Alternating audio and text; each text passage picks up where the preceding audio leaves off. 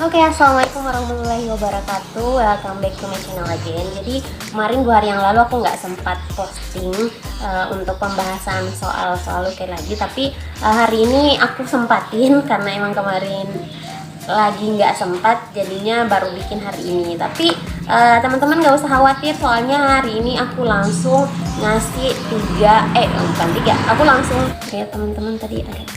Jadi aku langsung ngasih 5 contoh soal untuk soal-soal infeksi.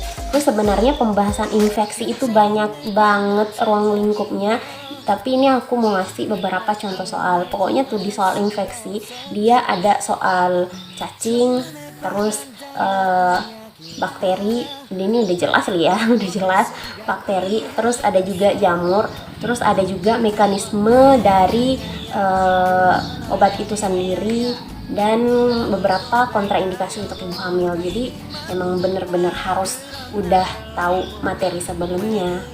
Jadi tanpa membuang-buang waktu, langsung aja kita mulai untuk pembahasan soalnya.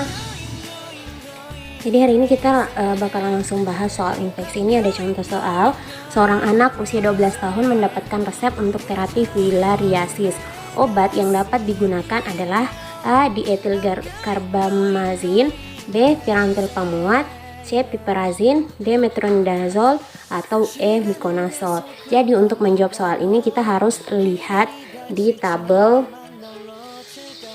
untuk penanggulangan cacing. Jadi berdasarkan PMK nomor 15 tahun 2017 tentang penggunaan tentang penanggulangan cacingan, dan PMK nomor 94 tahun 2014 tentang penanggulangan filariasis.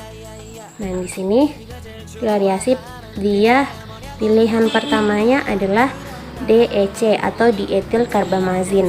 Alternatif lainnya adalah dengan mengkombinasi dietilkarbamazin dengan albendazole. Tapi untuk soal-soal UK ini jarang ditanyakan. Kebanyakan ditanyakannya itu yang ini, dan ini juga kemarin baru-baru ini tahun 2020 di gelombang kedua waktu di angkatan aku ada soal yang menanyakan tentang ini.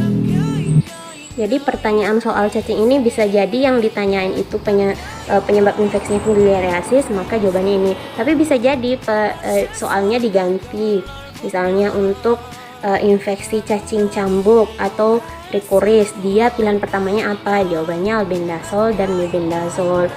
Yang cacing gelang juga albendazole dan mebendazole. Yang cacing tambang juga albendazole dan mebendazole. Jadi emang yang paling beda itu sebenarnya dietilkarbamazin. Tapi ada juga nih pernah pertanyaan kalau misalnya dia terinfeksi cacing gelang atau askariasis, maka alternatif yang diberikan apa? Kalau misalnya di opsinya nggak ada albendazole ataupun mebendazole, maka jawabannya adalah pirantel pamuat. Dan juga soalnya bisa jadi nggak ngasih tahu itu soalnya soalnya bilang cacing gelang. Biasanya yang disebut itu cuma askariasis doang atau enggak trichorisis doang. Jadi kita benar-benar harus hafal nama latinnya. Jadi udah jelas ya untuk soal yang ini, jawabannya adalah yang A, dietilkarbamazin. Yang B ini tadi pirantel pamuat adalah alternatif dari cacing gelang, ya kan? Nah, di sini ada contoh soal selanjutnya. Ini soalnya mirip-mirip sama yang tadi, tapi beda di pertanyaannya ya. Jadi seorang pasien didiagnosa cacingan oleh dokter. Dalam fesesnya ditemukan cacing Ascaris lumbricoides. Obat alternatif apakah yang tepat untuk pasien tersebut? A. Pirantel pamuat, B. Alilamin, C. Ivermectin, D. Piperazin, E. Dietilkarbamazin. Yang ditanyakan adalah cacing Ascaris lumbricoides. Ini nama lainnya adalah cacing gelang. Aduh, maaf ya tulisannya. Nah, jadi cacing Ascaris lumbricoides itu cacing gelang. Jadi seperti yang aku bilang sebelumnya, nggak semuanya pertanyaannya itu yang ditanyakan namanya dalam bahasa Indonesia. Jadi ini yang ditanyain nama latin cacingnya. Nah, untuk cacing gelang, first line-nya itu dia menggunakan albendazole. Kita lihat di opsinya. Mau itu A, B, C, D, E, nggak ada albendazole. mebendazole juga nggak ada. Terus untuk opsi dari cacing gelang alternatifnya tadi adalah pirantel pamuat. Jadi yang benar adalah jawabannya A. Nah, karena yang E itu tadi udah nggak mungkin, soalnya ini pertanyaan di soal sebelumnya. Ini tadi apa?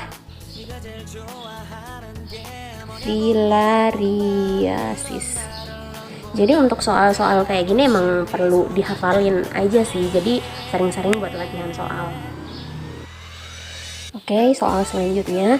Seorang wanita berusia 35 tahun hamil trimester 3 didiagnosis infeksi saluran kemih, butuh terapi antibiotik berupah. Jadi untuk wanita hamil itu juga memiliki aturan terapi sendiri ya. Soalnya untuk ibu hamil itu ada beberapa obat yang emang nggak boleh dipakai sama ibu hamil. Nah, untuk wanita hamil nih kata kuncinya dia wanita hamil trimester ketiga, dia infeksi saluran kemih. Jadi antara jawabannya A clotrimoxazole, atau B erythromycin, C levofloxacin, D nitroflurantoin, atau E coamoxiclav. Jadi obat yang paling aman untuk ibu hamil itu adalah yang E. Jadi terapi ISK untuk kehamilan adalah yang pertama itu amoxicillin clavulanat, itu dipakai selama 7 hari. Terus yang kedua alternatifnya itu cefalosporin selama 7 hari. Terus yang ketiga dia kombinasi trimethoprim sulfamethoxazole selama 7 hari, dan ini harus dihindari untuk penggunaan saat trimester ketiga. Jadi untuk soal ini jelas banget ya jawabannya yang E. Nah, selanjutnya ada contoh soal. Seorang pasien berusia 26 tahun terkena infeksi saluran kemih. Dokter meresepkan antibiotik clotrimoxazole yang berisi kombinasi sulfamethoxazole dan trimethoprim. Berapakah dosis kedua kombinasi tersebut? Jadi untuk menghitung soal ini sebenarnya lumayan gampang ya. Dan cuma pakai sedikit hitungan. Jadi clotrimoxazole itu kan berisi sulfamethoxazole sama trimethoprim. Trimethoprim itu 1, kalau sulfamethoxazole itu 5. Ini trimethoprim 1 banding 5 kan. Nah, di soalnya ini di pilihan opsinya 100 mg dan 25 mg, 200 mg dan 40 mg, C 400 mg dan 60 mg, D 500 mg dan 75 mg, atau E 960 mg dan 120 mg. Nah, 1 banding 5 berarti di antara semua ini yang perhitungan 1 banding 5 itu yang mana? Kalau yang ini kan udah jelas ya 1 banding 4 banding 4. Kalau yang ini tuh banding 5. Nah, udah langsung ketahuan jawabannya yang B. Ini aku lihat di Pionas. Clotrimoxazole adalah kombinasi trimethoprim dan sulfamethoxazole dengan perbandingan 1 banding 5. Berarti yang 1 trimethoprim, yang 5 itu sulfamethoxazole. Dan ini contoh soal terakhir yang aku kasih deh. Ini ada seorang anak laki-laki berusia 11 tahun mengalami diare akut, penurunan berat badan, dan kram perut. Setelah dilakukan pemeriksaan feses padat dan feses cair dengan uji ELISA, diketahui terdapat kista pada feses padat dan troposit pada feses cair. Pemberian obat yang tepat adalah A. Zidovudin, B. Nystatin, C.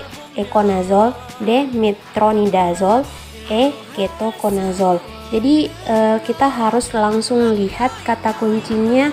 Dia di sini dari gejala-gejalanya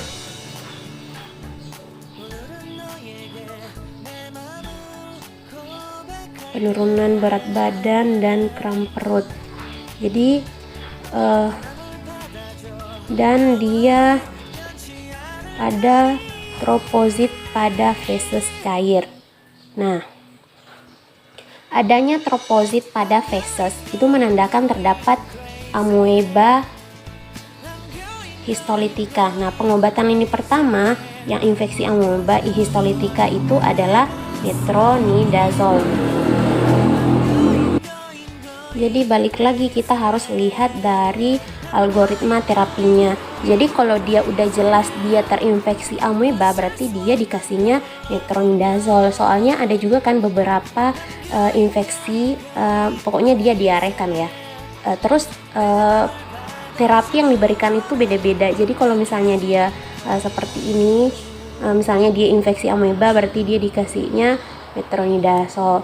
Terus kalau misalnya dia kena Travels diare, itu beda lagi opsinya. Dia biasanya dikasih citromycin gitu. Jadi beda-beda. Pokoknya balik lagi kita mesti harus belajar teorinya lebih dulu. Jadi kita harus harus pahami dulu sebelum mulai menjawab soal-soal.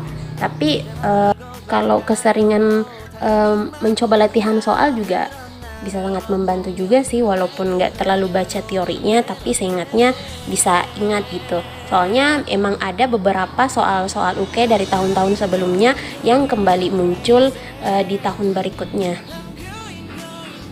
Oke teman-teman, itu dia tadi beberapa contoh soal terkait soal-soal infeksi. Saya harap semoga itu dapat membantu teman-teman calon sejawat apoteker semuanya dalam menghadapi UKAI nanti. Jadi tetap semangat dan terus latihan dan belajar. Soalnya aku pribadi sendiri itu juga bukan termasuk orang yang pintar ya. Jadi rajin juga nggak terlalu, tapi kalau misalnya ada sesuatu yang harus aku mau, itu aku berusaha semaksimal mungkin. Jadi aku orang yang sedikit berambisi untuk bisa melewati UK, jadi harus tetap semangat. Karena lulus UK itu nggak harus pintar kok, tapi kalau mau lulus UK itu ya harus semangat terus belajar. Jadi mungkin aku rasa cukup sekian aja video untuk hari ini.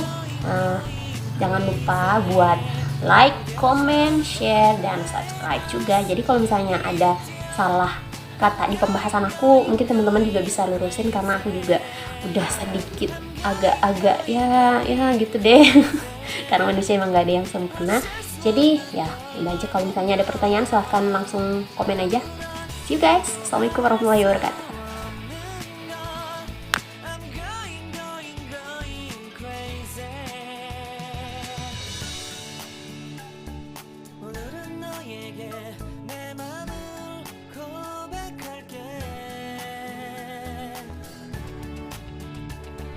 내 맘을 받아줘.